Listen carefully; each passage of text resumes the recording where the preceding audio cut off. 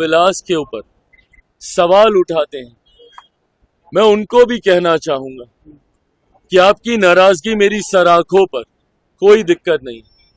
आपकी नाराजगी तो मेरे उस पिता से भी रही थी जब उन्होंने 2014 में एनडीए का साथ देने का काम किया।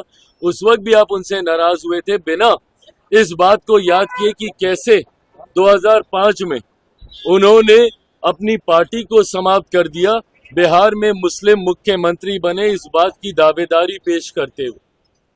तो आपकी नाराजगी मेरी सराखों पर, और मैं मुसलमान समाज के हर एक व्यक्ति से मैं कहना चाहूंगा कि आपकी नाराजगी मेरे सराखों पर हकीकत है कि मेरे नेता ने भी हमेशा समर्पण भाव से सामाजिक न्याय की लड़ाई लड़ने का काम किया था।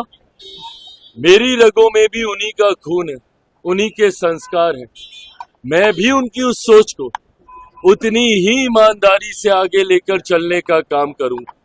वक्त बताएगा कि चिराग पासवान के द्वारा लिए गए फैसले आपके हक में थे या नहीं थे, पर तब तक अगर आप मुझसे अपनी नाराजगी भी अगर आप रखेंगे तो बस इतना याद जरूर रखिएगा कि चिराग पासवान का समर्पण न सिर्फ उस समाज के प्रति है, अल्पसंख्यक वर्ग के प्रति है, मुसलमानों के प्रति है, बल्कि उससे बड़ा समर्पण मेरे नेता, मेरे पिता आदरणीय रामविलास पासवान जी के विचारों के प्रति है। मेरा कमिटमेंट उनकी आइडियोलॉजी के साथ है और उनकी आइडियोलॉजी सामाजिक न्याय की रही है, और इसके साथ चिराग पासवान ने ना कभी समझौता किया था, ना कभी भविष्य में समझौता करेगा।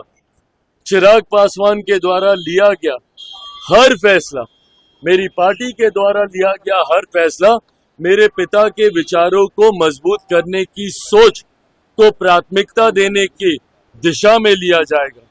समाज में सामाजिक न्याय को बढ़ाने की दृष्टि के साथ लिया जाएगा, समाज में सद्भावना को बढ़ाने की सोच के साथ लिया जाएगा, और सबको, समाज के हर वर्ग को बराबरी का मौका मिले, अवसर मिले, इस सोच के साथ लिया जाएगा। हो सकता है जैसे इसके पूर्व में भी हुआ, आज शायद लोगों को इस पर यकीन ना हो, पर आने वाला समय बताएगा कि इस फैसले को लेने से पहले हर बिंदु पर विचार किया गया। हम लोगों की भी चिंता थी जब ये विधेयक सामने आया, जेपीसी की मांग हम लोग के द्वारा की गई थी। हम लोग चाहते थे कि इस पे एक विस्तृत चर्चा हो। पार्टी की तरफ से हमारे सांसद अरुण भारती जी ने जेपीसी में अपने पक्ष को रखने का काम किया। हर बिंदु पर हम लोगों ने विस्तार से चर्चा की। जहां पे हम लोग की शंकाएं थी, जहां पे हम लोग को इसको लेकर चिंताएं थी, शंकाएं थी, उसको भी हम लोगों ने वहां पे रखने का काम किया।